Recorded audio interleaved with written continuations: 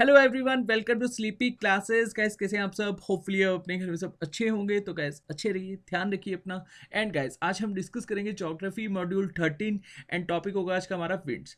Guys, बहुत ही important session रहने वाला है हमारा आज का। एंड प्रीवियस सेशन में हमने कवर किया था एटमॉस्फेरिक प्रेशर। वहाँ पर मैंने आपको बताया था कि एटमॉस्फेरिक प्रेशर किस तरह से हम निकालते हैं 1 सेंटीमीटर स्क्वायर पे। अगर आपने सेशन देखा होगा तो आप डेफिनेटली इसका आंसर कर पाएंगे, नहीं तो आप सेशन देख लेना इस सेशन के बाद। एंड मैंने प्रीवियस सेशन में आपको ये भी बताया था कि एटमॉस्फेरिक प्रेशर के साथ साथ प्रेशर डिस्ट्रीब्यूशन हम किस तरह से देखते हैं ट्रॉपिकल बेल्ट्स पर, इक्वेटोरियल बेल्ट पर एंड पॉलर बेल्ट पर। ठीक है जी, आज हम कवर करेंगे बेसिकली विंड्स। तो चलिए सेशन को स्टार्ट करते हैं। अब देखिए, विंड्स होता क्या है, अगर हम इसको इजी लैंग्वेज में डिफाइन करें, अगर हॉरिजॉन्टल हमारी एयर मूव करेगी तो हम उसको क्या बोलेंगे? विंड बोलेंगे। ठीक है जी। हाई प्रेशर से लो प्रेशर, ये तो हम प्रीवियस सेशन में समझ ही चुके हैं। अब हाई प्रेशर से लो प्रेशर पे किस तरह से मूव करती है, यहाँ पर भी हम समझेंगे, क्योंकि इसके बिना हम टॉपिक को आगे कंटिन्यू नहीं कर पाएंगे। एंड प्रीवियस सेशन में मैंने आपको एक फोर्स के बारे में बताया था, कॉरियोलिस फोर्स। यहाँ पर हम बहुत अच्छे से इसको समझेंगे, क्योंकि विंड्स का जो बेसिकली आपका चैप्टर है ज्योग्राफी में, वो पूरा का पूरा कहीं ना कहीं डिपेंडेंट है कॉरियोलिस फोर्स के ऊपर। ठीक है जी। अब देखिए, हॉरिजॉन्टल अगर हमारी एयर मूव करेगी तो हमने उसको क्या कहा? विंड कहा। अगर हमारी वर्टिकल एयर मूव करेगी तो हम उसको क्या कहेंगे? एयर करंट कहेंगे। ठीक है, अभी के लिए हमने सिंपल लैंग्वेज में उसको डिफाइन करा। ठीक है, अभी समझते हैं हम। अच्छा, यहाँ पर एक वर्ड है प्रेशर ग्रेडियंट, इसको भी हम समझते हैं। चलिए, तो यहाँ पर एक बार देख लेते हैं किस तरह से। देखिए, ये हमारी है अर्थ। अब जैसे कि मैंने आपको प्रीवियस सेशन में बताया था कि जो सन रेज होती हैं वो मेनली हमारी इक्वेटर पे ज़्यादा पड़ती हैं। ठीक है, अब इक्वेटर पर ड्यू टू परपेंडिकुलर होने की वजह से सन रेज बिल्कुल डायरेक्ट पड़ती हैं। ठीक है, और मेनली जो हमारी सन रेज होती हैं वो ये वाली जोन में ज़्यादा होती हैं, ट्रॉपिक ऑफ कैंसर से लेकर ट्रॉपिक ऑफ कैप्रिकॉर्न तक। ठीक है जी। अब सन रेज अगर इंसिडेंट होंगी इक्वेटोरियल जोन में, तो ये वाला जो हमारा पार्ट होगा, यहाँ पर टेम्परेचर क्या होगा? ज़्यादा होगा। और ये तो हम लोग डेफिनेटली जानते ही हैं, जहाँ टेम्परेचर ज़्यादा होगा वहाँ पर जो हमारा एयर प्रेशर है वो कम हो जाएगा, क्योंकि एयर क्या होगी? टेम्परेचर ज़्यादा होने की वजह से ऊपर की ओर मूव करना शुरू कर देंगी। ठीक है, और एयर जब ऊपर की ओर मूव करना शुरू कर देंगी तो इक्वेटोरियल पे हम क्या समझेंगे कि टेम्परेचर ज़्यादा है और एयर प्रेशर क्या है आपका? कम है। ठीक है, और एक सर्टेन पॉइंट पे आकर हमने प्रीवियस सेशन पे समझा कि 30 डिग्री पर आकर यहाँ पर आपका हो जाता है हाई प्रेशर। अब जब हाई प्रेशर हुआ, हाई प्रेशर होने के बाद जो हमारी एयर होगी, जो यहाँ से ऊपर की ओर मूव करी होंगी, ठीक है, वो यहाँ से एकदम से नीचे की ओर मूव करना शुरू हो जाएंगे। अब इसको ध्यान से समझिए।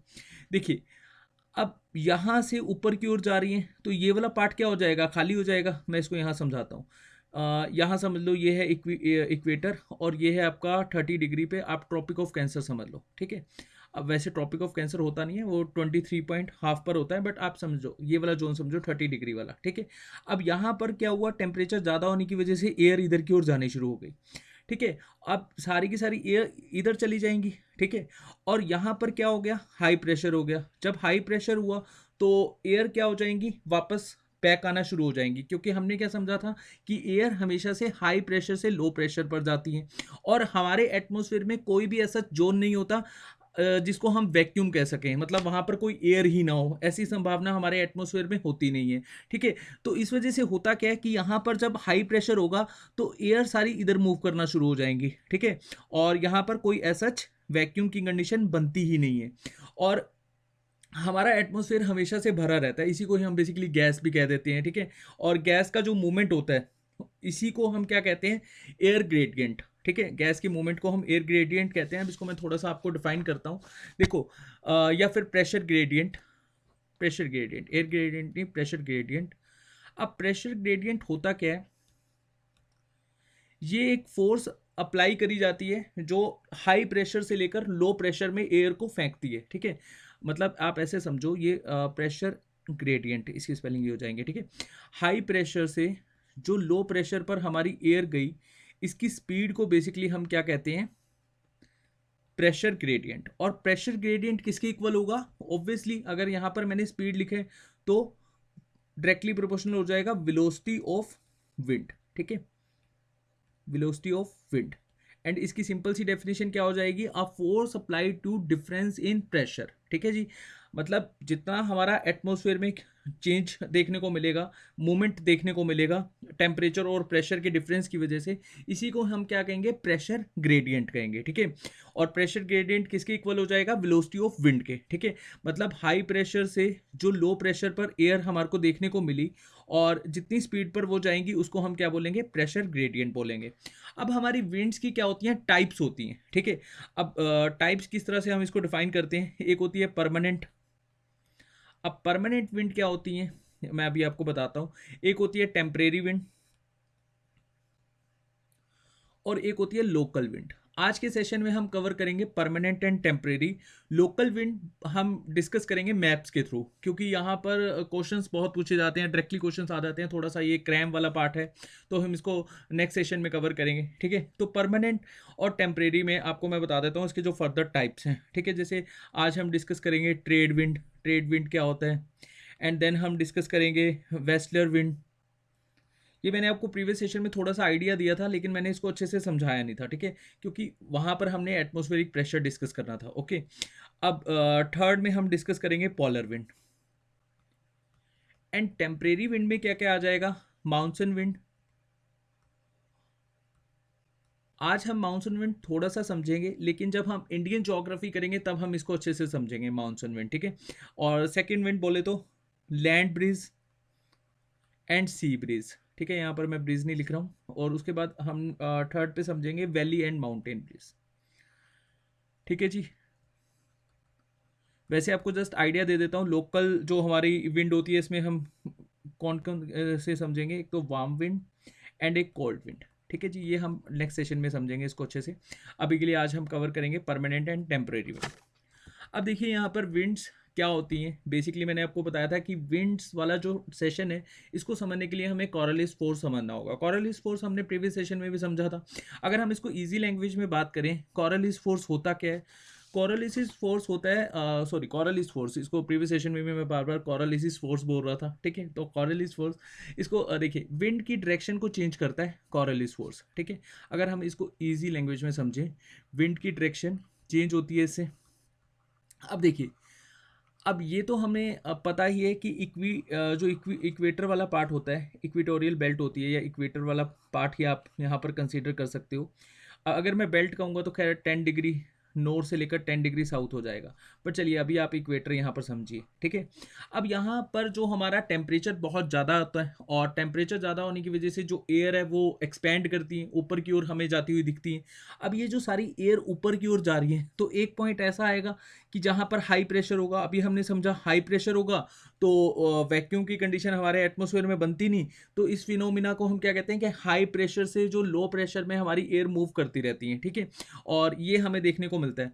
अब प्रेशर ग्रेडियंट क्या कहता है कि हाई प्रेशर से जब लो प्रेशर में मूव करेंगी, तो इट मीन्स कि इस तरह से हमारी एयर नीचे की ओर आनी चाहिए, बिल्कुल स्ट्रेट फॉरवर्ड।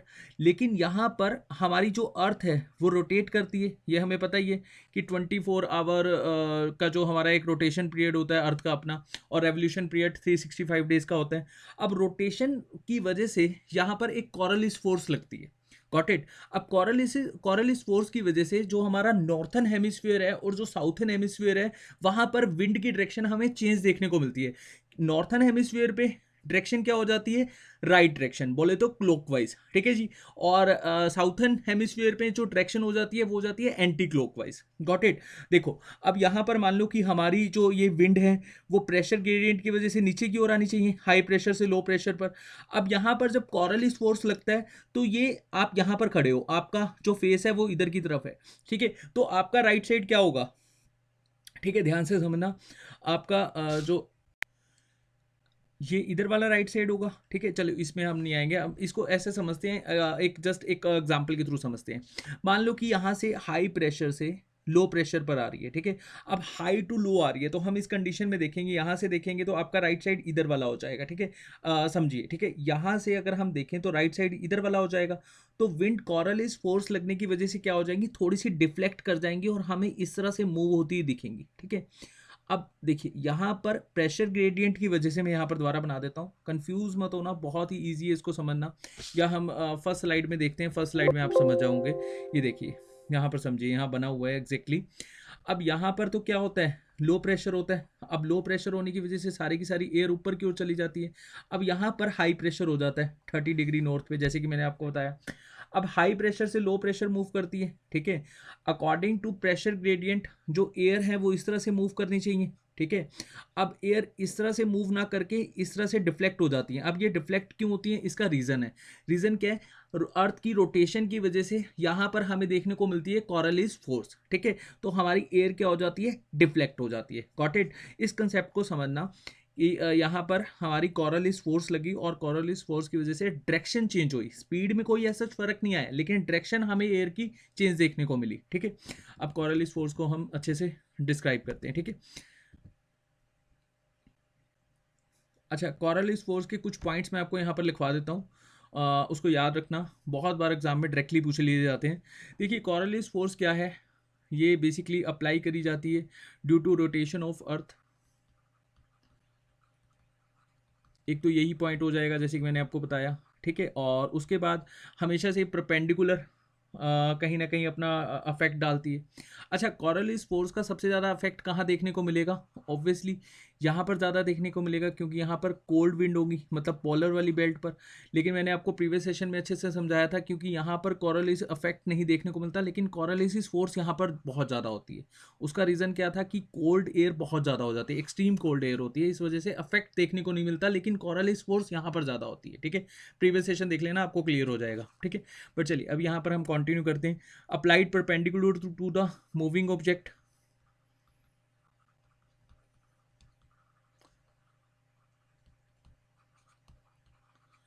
एंड साथ साथ आपने याद रखना है ये इसका जो अफेक्ट होगा वो विंड पे होगा, ना कि स्पीड पे, ठीक है। It affects only wind.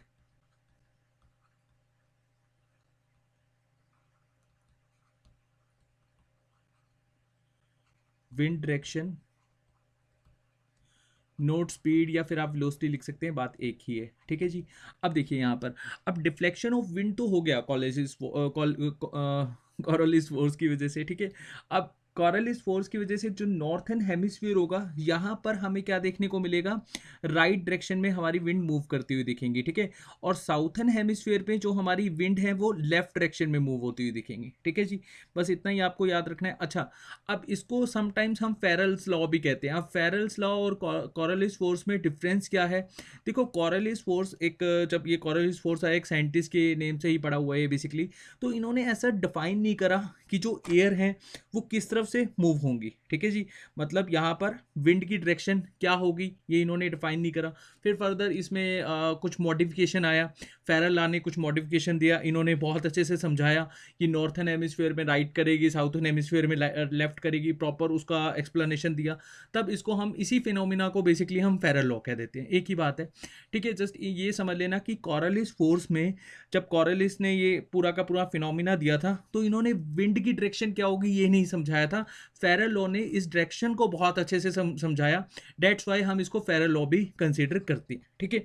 तो एक ही बात है। ओशियन, अच्छा, जो फेरल लॉ है ये किस किस के ऊपर, या फिर कॉरलिस फोर्स किस किस के ऊपर हमारी अफेक्ट देखने को मिलता है, एक तो ओशियन करंट पर, ठीक है, विंड की डायरेक्शन पर, ओशियन करंट पर।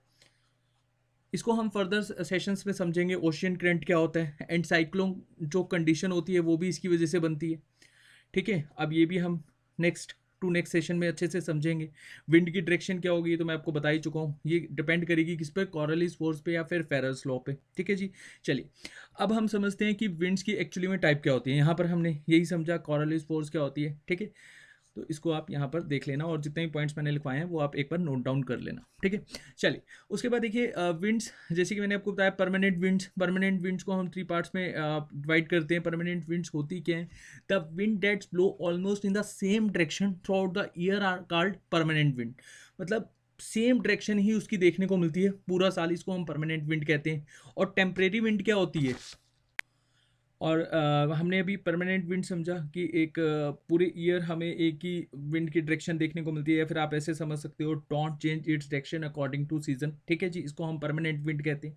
टेम्परेरी विंड क्या होती है, जिसकी डायरेक्शन हमें अकॉर्डिंग टू सीजन चेंज होती हुई दिखती है। और लोकल विंड क्या होती है, एक सर्टन एरिया में ये जो हमें विंड का फ्लो देखने को मिलता है, इसको हम लोकल विंड कहते हैं। ठीक है, बट चलिए अभी हम बात कर रहे हैं परमानेंट विंड की। तो परमानेंट विंड क्या है, don't change its direction according to season, या फिर पूरा साल हमें एक ही जैसा डायरेक्शन इसका देखने को मिलता है। तीन इसके हम इसके पॉइंट्स कवर करेंगे, ट्रेड विंड, या इसके 3 पार्ट्स कवर करेंगे, ट्रेड विंड, वेस्टलर्स एंड पोलर ईस्टलर्स। अब इसको अच्छे से हम समझते हैं। अब देखिए ट्रेड विंड क्या होता है। ट्रेड विंड होता है ये हमारा एक हम अर्थ बना लेते हैं, ठीक है, समझने के लिए। और ये है हमारी इक्वेटर लाइन, ठीक है। ठीक इसके ऊपर हम एक यहाँ पर लाइन ड्रॉ करते हैं, लैटिट्यूड लाइन, जो 30 डिग्री नॉर्थ पर है। और ठीक इसके नीचे हम ड्रॉ करते हैं एक लाइन जो 30 डिग्री साउथ पर है। ठीक है जी। अब ये जो एयर्स है, ये इस दायरे के बीच में ही हमें ब्लो करती हुई दिखेंगी, मतलब इसी के इन बिटवीन फ्लो करती हुई दिखेंगी।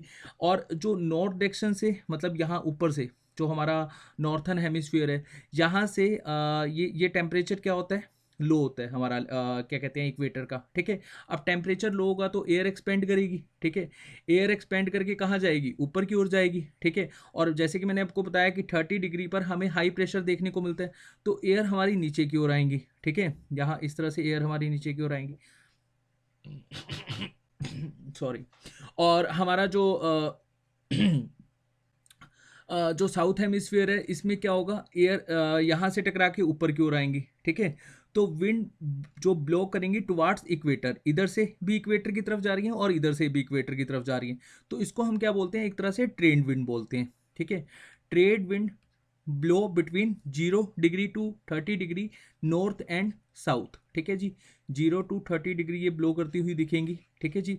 और इसको हम इस तरह से भी समझते हैं। देखो, अब यहाँ पर जो ये एयर इक्वेटर की तरफ जा रही है, तो एक टाइम में एयर का कन्वर्जन होगा।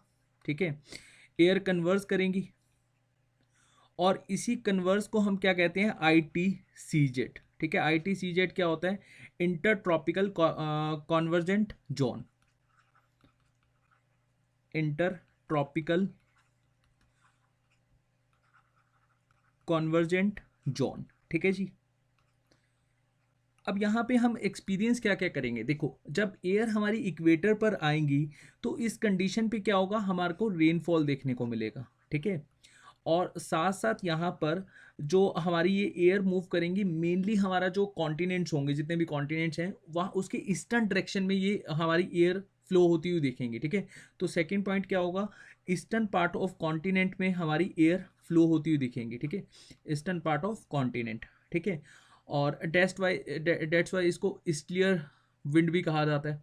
ठीक है,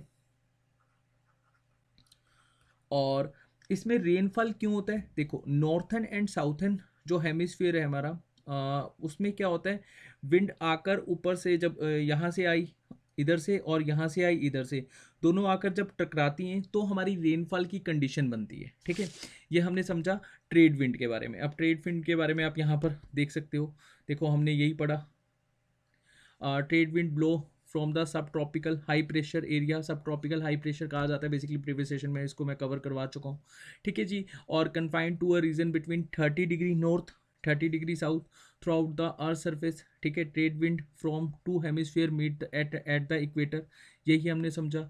एंड ड्यू टू कन्वर्जेंस, जैसे ही इनका कन्वर्जन हुआ, आपस में आकर भिड़ी, तो इसमें क्या होगा, हमें हैवी रेनफॉल देखने को मिलेगा। ठीक है जी, चलिए अब हम नेक्स्ट देखते हैं। ये कंडीशन है बेसिकली, यहाँ पर आप देख सकते हैं इस डायग्राम में। ठीक है जी, उसके बाद ITC जेड मैंने आपको बता दिया, इंटर ट्रॉपिकल कन्वर्जेंट जोन क्या होता है। इस कंडीशन में क्या होता है कि हमारे को कहीं ना कहीं एयर का कन्वर्जेंस देखने को मिलता है। ठीक है, और इसको आप इस तरह से भी मतलब एक्सप्लेन कर सकते हो, सेलर एज द डोल्ड्रम। मैंने आपको बताया था, काम डोल्ड्रम इसको कहा जाता है because of the monotonous windless weather in the area where the north east and south east trade winds converge. ठीक है जी, चलिए अब हम नेक्स्ट पढ़ते हैं वेस्टलियर्स। वेस्टलियर्स क्या होता है, वेस्टलियर्स को ध्यान से समझना, ये काफ़ी इंपॉर्टेंट है, इससे क्वेश्चंस पूछे जाते हैं। ठीक है, और इसको अगर हम इजी लैंग्वेज में डिस्कस करें, इट ब्लोज इन सब पोलर रीजन। ठीक है, इट ब्लोज इन सब पोलर रीजन। ये जो टॉपिक हैं ज्योग्राफी के, एटमॉस्फेरिक प्रेशर हो गया, जितने भी अभी तक हमने डिस्कस करे, इसमें थोड़ा सा आपको दिमाग लगाना पड़ेगा। आने वाले जितने भी सेशंस रहेंगे, जैसे मैंने पहले भी आपको बताया, माउंटेन्स है, रिवर्स है, उसमें हम लोग ज़्यादा इतना समझते नहीं है, जस्ट क्रैम करके हमारा काम चल जाता है, ठीक है। लेकिन ये टॉपिक में आपको काफ़ी कुछ समझना पड़ेगा, ठीक है। और वेस्टलर की कंडीशन हमें देखने को मिलती है 40 डिग्री से लेकर 65 डिग्री, वही अगेन नॉर्थ एंड साउथ, ठीक है।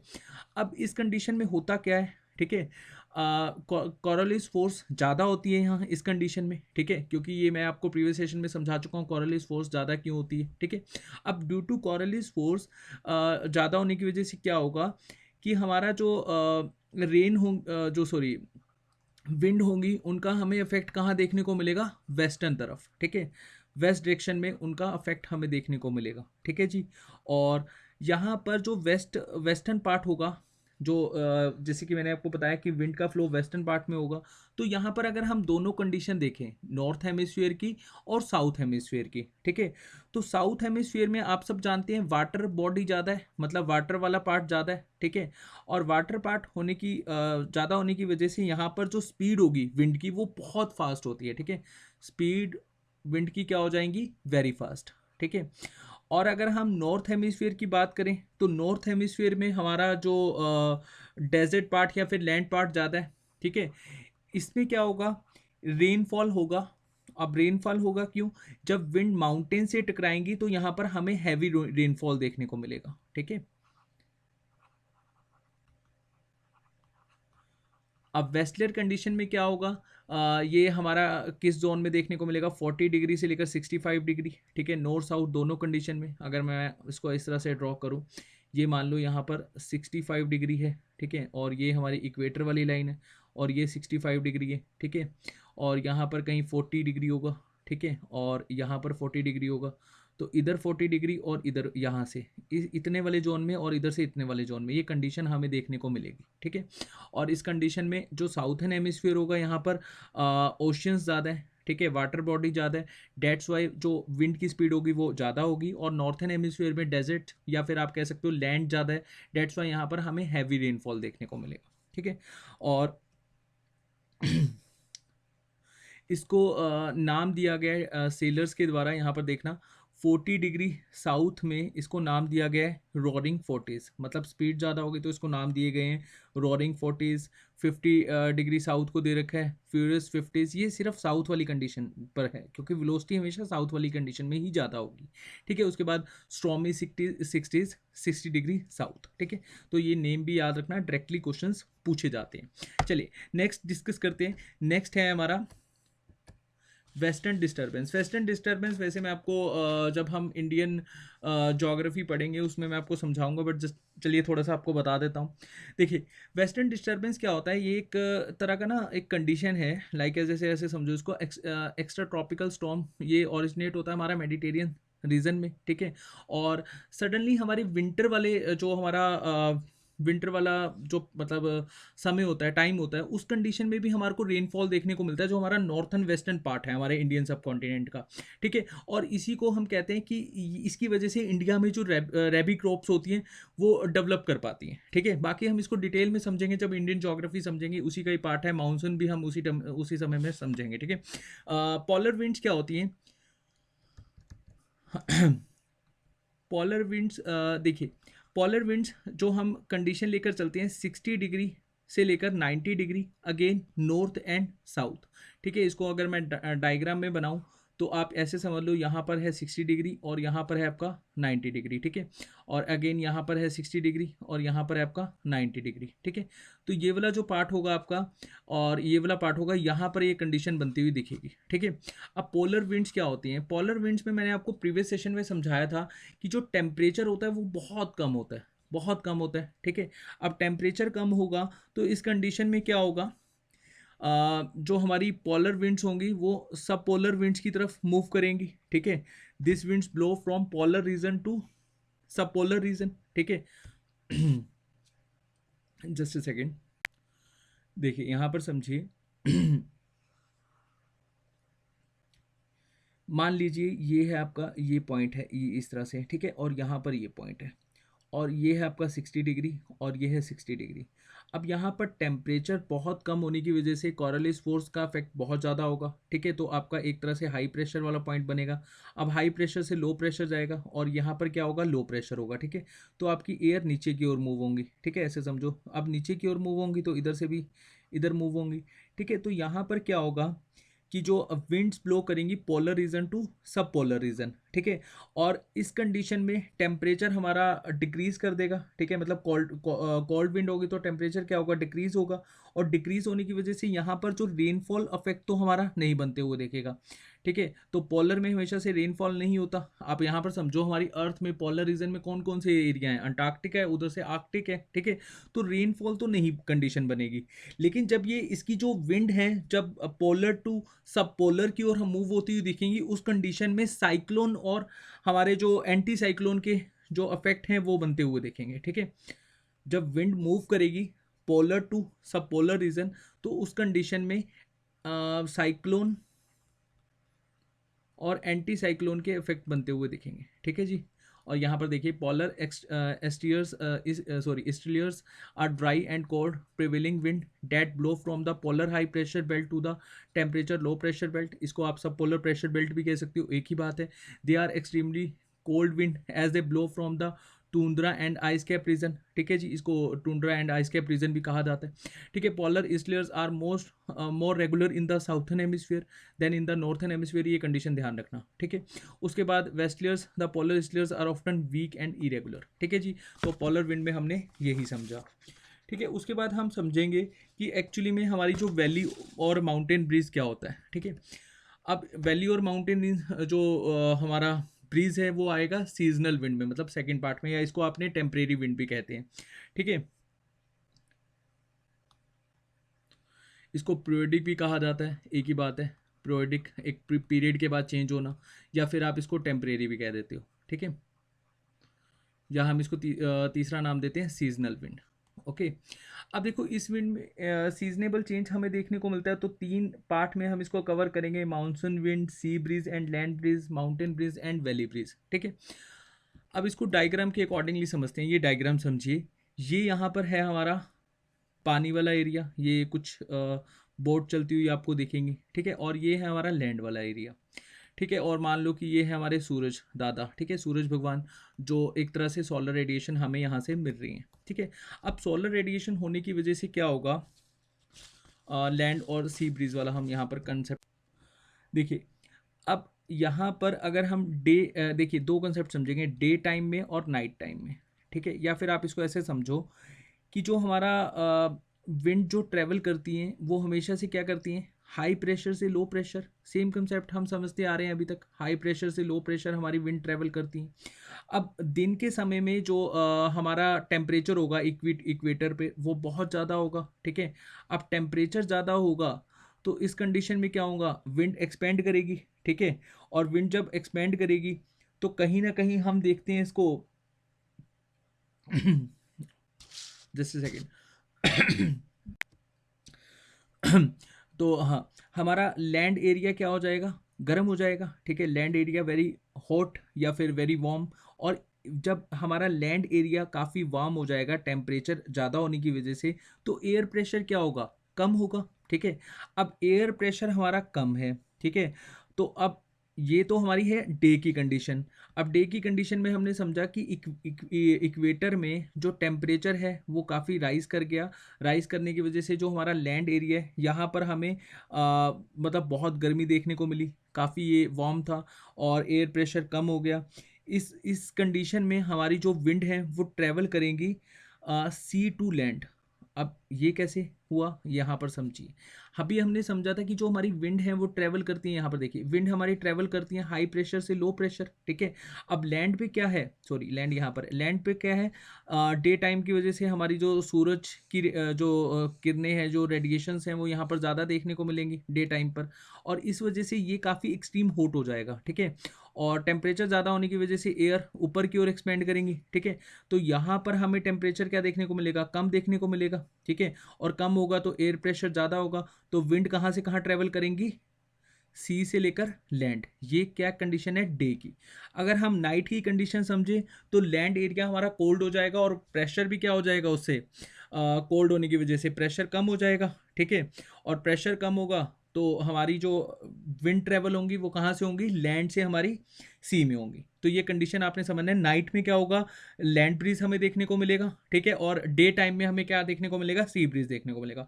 Wind blow from sea to land in sea breeze, और ये कंडीशन होगी डे टाइम में। नाइट टाइम में होगी इसके विपरीत, मतलब उल्टी, ठीक है। जो हमारी विंड ट्रेवल होंगी वो होंगी लैंड टू सी, ठीक है जी। यही हमने समझा, इसको हम एक बार देख लेते हैं। बहुत ही सिंपल सा कंसेप्ट है, इसको यहाँ पर समझिए। As a result the pressure gradient cause the air to blow from the high pressure to low pressure. ये हमने समझा कि ग्रेडियंट की वजह से high pressure to low pressure हमारी एयर मूव करती हुई दिखती है।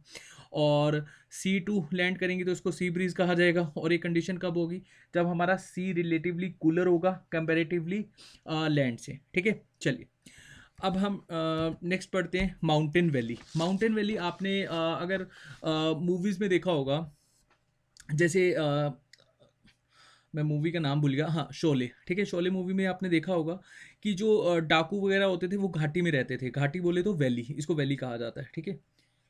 अब ये होगी वैली और ये हो गया हमारा माउंटेन वाला पार्ट, ठीक है। अब इस कंडीशन में समझो कि डे टाइम में क्या होगा। डे टाइम में हमारी जो ये विंड होगी, जो यहाँ पर मान लो कि यहाँ पर ये विंड है, इस तरह से ये विंड है यहाँ पर, ठीक है। अब इस कंडीशन में जो हमारी विंड डे टाइम में एयर, जो हमारी एयर लगा लो, विंड लगा लो, ये ऊपर की ओर उठना शुरू हो जाएंगी, ठीक है। जब ये ऊपर की ओर उठना शुरू होंगी तो यहाँ पर एक्सट्रीम हॉट होने की वजह से ये ऊपर हुई, ठीक है। और यहाँ पर टेम्परेचर कम है माउंटेन में, ठीक है। तो यहाँ पर टेम्परेचर कम होने की वजह से क्या हो जाएगा, कंडेंसेशन हमें देखने को मिलेगा, ठीक है। क्योंकि ये कुछ ना कुछ अपना वाटर वेपर भी लेकर चल रही होंगी। अब कंडेंसेशन होगा तो यहाँ पर हमें क्लाउड्स बनते हुए देखेंगे, ये जैसे क्लाउड्स बनते हुए दिख रहे हैं। और क्लाउड्स बनते हुए दिखेंगे तो क्या होगा, रेनफॉल होगा, ठीक है। ये हमारा डे टाइम में जो वैली है वो एक्सट्रीम क्या हो जाएगी, गर्म हो जाएगी। टेम्परेचर बहुत ज़्यादा देखने को मिलेगा।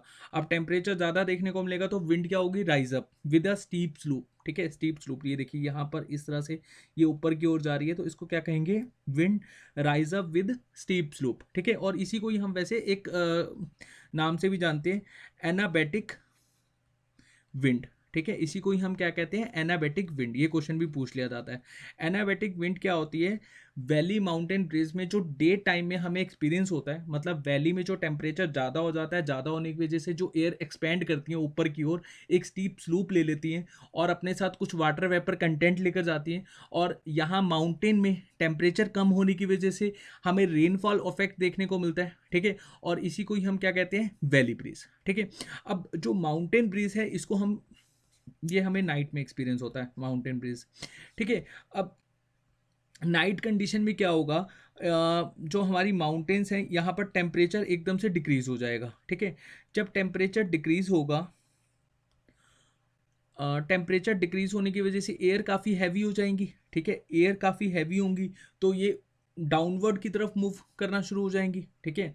और जब ये डाउनवर्ड की तरफ मूव करेंगी और एयर कंप्रेस्ड होता है तो एयर का जो वेट है वो काफ़ी हैवी हो जाता है। डेट्स वाई जो एयर है वो नीचे की ओर आनी शुरू हो जाती है, या फिर आप प्रेशर ग्रेडियंट के फॉर्म में समझ सकते हो, high pressure to low pressure.